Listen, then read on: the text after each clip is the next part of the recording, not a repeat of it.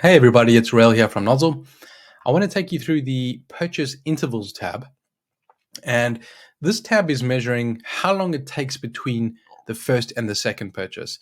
In the previous video, I mentioned how important it was to try and get people to buy twice because the chances of somebody then going and buying a third time, if they've bought twice, are actually double than going from the first to the second purchase. So we really focus on in this tab on what goes on between that first and the second purchase so you can try optimize to try and get people to buy twice. And again, you can select any individual ASIN. And again, when we're talking about buying twice, it does not have to be the same ASIN. It could be anything else within the brand. So just some summary stats at the top here. So the average time between the first and the second purchase in this example is 33 days. When we talk about best retargeting window, we're effectively talking about the highest bar chart over here, and I'll come to that in a bit. And then time to 80% of repeats. So this is 62 days in this case, which you can kind of see over here.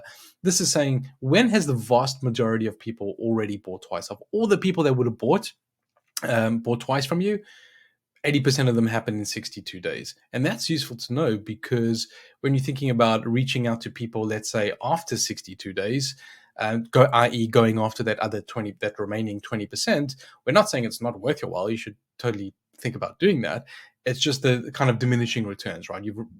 Of all the people that would have bought twice, 80% have already done it in those 62 days. So it's kind of diminishing returns. You might want to reduce bids, let's say, for instance, on the advertising side, if you're doing remarketing, things like that.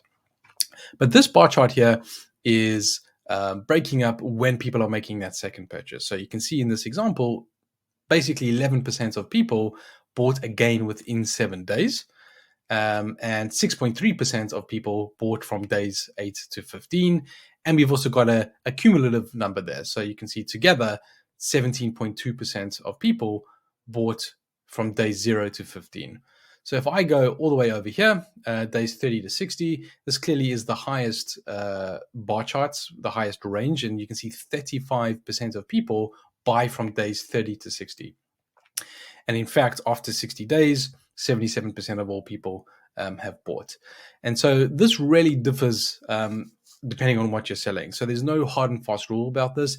Clearly, if you're selling a product that is a supplement, that is a 30-day supply of supplements, and you're taking one a day, chances are, of course, people are going to be ordering again on days 29 and 30, for instance.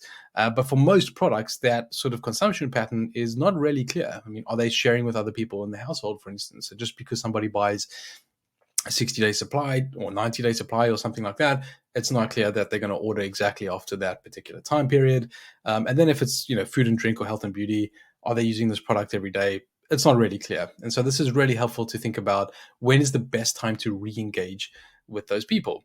When are they looking to buy again? And therefore, if I'm going to do some remarketing or I'm going to do some other sort of tactic to try and get them to purchase again, when is the best time to do that?